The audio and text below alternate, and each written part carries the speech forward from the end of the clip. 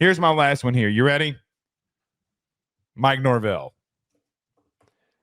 See, you keep bringing these guys up with big contracts and recent extensions, but I'll go ahead. I'm down to have this conversation. I mean, Joe, how much better are they going to be from 2-10? They don't have the high school recruiting base.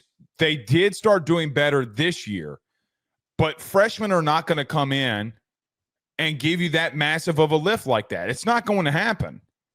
Either you're going to just rebuild and keep trying to recruit through the high school ranks. You didn't do anything special technically in the portal. You did made some nice moves. You got some nice pieces. I saw you brought in Gus Malzahn. That's cool and all. I mean, like, I get all of that. I saw you brought in Tommy or Castellanos. Like, I get all of that. Brother, 2-10 is god-awful.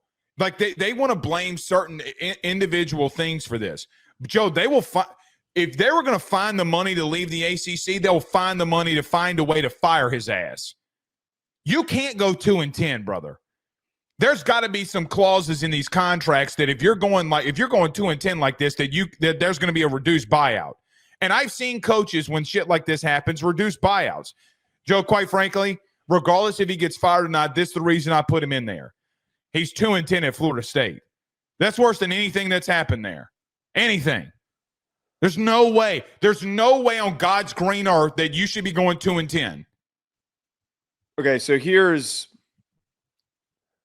I really think that they lost to Memphis. I know. I mean, it was inconceivable, some of the shit that they did. The contract that they gave to Mike Norvell, I think, is going to completely reset the market of how contracts are worded and how they are given out to coaches going forward. I think what you just said is a very interesting angle, and I wonder if schools start to think this, that you have to hit certain thresholds or your buyout is reduced. Like, if they had gone 7-6, I don't think close on this list. No, well, right. I don't think it would have been like, damn, that was a real down year. Like, he turned over all those guys. Like, this was a huge disappointment. Like, maybe let's talk about like how they can turn around. But going 2-10 is such a blunderous, ugly product that you don't really save yourself any time. The problem, though, that we now land in, yeah, they were willing to spend the money to leave the conference. Are they still trying to do that? Not now. Do they want to just blow their money on a coach like this? I think that's where it gets super messy, because you're right. What is so much better about this roster after they lost a ton of guys in 2 straight years, a bunch of dudes left in the portal this year, and your roster foundation is not good. Here's their schedule really quickly, just so we have the context. Okay. They open with Bama. They get East Texas A&M, Kent State, at Virginia. They host Miami. They host Pitt. They go to Stanford. They host Wake Forest. They go to Clemson, host Virginia Tech, at NC State, at Florida. So I see 1, 2, 4 games that are like probably guaranteed losses for them. What do you think their record needs to be, knowing that schedule? Here's the philosophy that I live by. When a team goes 2-10, all bets are off the table. I don't expect them to win anything. I mean, sure, I'll give you the East Tennessee A&M, whatever they're called. I'll give you Kent State. Okay, cool, cute.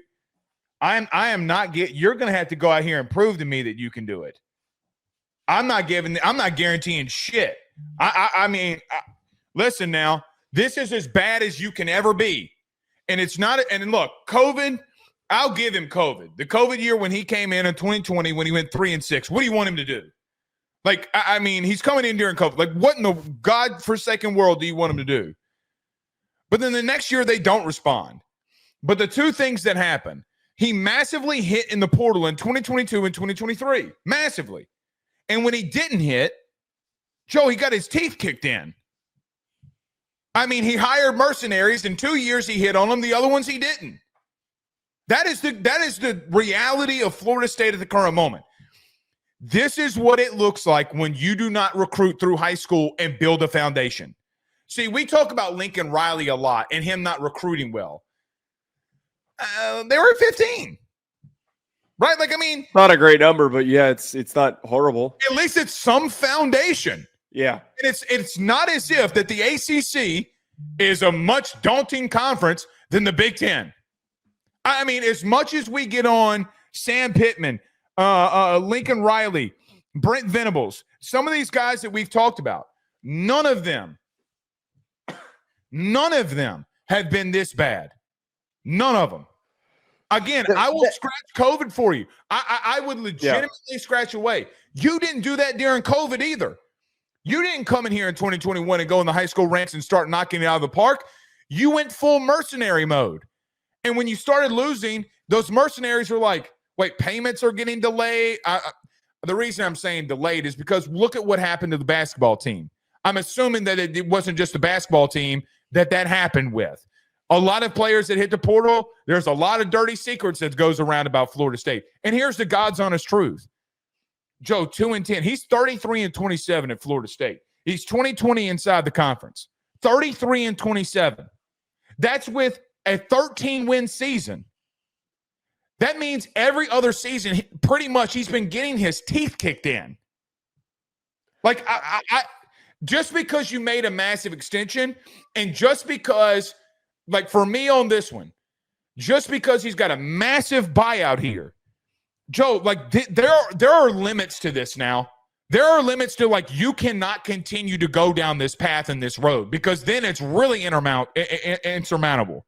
You can't have another Joe. If he's going to be here 1, 2, 3, 4, 5, this will be his 6th season. Let's say, God forbid, they don't have a winning season here. 4 of the 6 seasons are losing. That's a good point. You like, I mean, that would mean that he's not above 500. That means he won't be above 500 in the ACC. Who, by the way, of all the Power 4 schools, ACC is dead last. Dead last in most of these playoff runs. Joe, think about this. The Big 12 had a team on the brink of knocking off a team that went toe-to-toe with Ohio State and Arizona State. There were more competitive teams there. You couldn't beat them. Like, I get what you're saying, but there's got to be a solution here that if a guy goes 2-10, he's immediately on the hot seat for me. The thing that gets, like, so weird about, like, trying to talk about this is because everything you just said is correct. But they just gave him so much money. If you're going to spend $100 million to leave, I'm sorry. You can come to a compromise of It doesn't mean that you should waste the money, though. And it kind of, the absurd part about this is it makes you really look back and question, for everything that you just said there. You look back and question, and you think to yourself, why did he get the extension? It was the Alabama thing. Remember, he's coming off a 13. No, I know, and I know that was why. But you got a bullet that they missed, boy. I mean, good Lord! You allowed a situation like that to completely screw yourself over. I think that if Norvell, I don't think that they're going to go 2-10. I think at the very least they go 7-6. I think that they're going to have a winning season. But my problem is, though, is that enough to buy him time? And I would argue that the massive amount of money committed to him is enough to give him a little bit of space. Okay. I disagree. I mean, listen, Joe, there's no Jimbo Fisher got paid $75 million not to coach. I think his buyout, wait. I want to look this up. Let me see if I can find it. Let's see if we can find Mike Norvell's buyout. Google AI says if Florida State fires Mike Norvell before the end of his contract in 2031, the university would owe him 63.8, which would be down 85% of his remaining salary. So 85%. So whatever 85% of 50 million is. You start getting you start getting that $30 million range. I don't know if they can pull the trigger. Well, but that's kind of why I'm saying that, like, okay, he does shit this year and they go 7-6 or they go 6-7. If then he, you wouldn't just kick the can down the road for like one more year until they don't have to waste. If he has a winning record, yeah, I'd kick the can down the road. But Joe, if he has another losing season, I'm telling him to go bye-bye. And you know what I'm doing? They're going to hate this one. But you ready for some clicks here? I'm calling Deion. I don't know if DeLeone is going to come. That's what she said. But why wouldn't you? Why wouldn't he? I feel like by then, if he's going to leave, he's going to leave for somewhere better. Or sorry, Florida State's a great job. He's going to leave for something else, and it's going to be too late. Like I think if he gets the, I'm calling Deion. They don't give him the phone call this offseason, and somebody else calls him and he jumps. Why the heck would he jump a second time? Let me say this. Wait 1 second. Maybe that's why he's staying at Colorado. Maybe that's why he's being patient here. He's like waiting to see if that opens. If Florida State opens and he's at Colorado, he's going to Florida State over Colorado. That's actually a fair point. I take that back then. Let me say this too. He wouldn't go in the portal like that. He wouldn't. You know what? I'm telling you what Deion would do. Deion would go inside the state of Florida. He would get them boosters to give him money, and he would go absolutely nuclear on that place. And listen, you're 13 in 1 year, okay, you whatever. You feel like you got screwed out of a playoff, whatever. I get it. I'm with you. I understand it.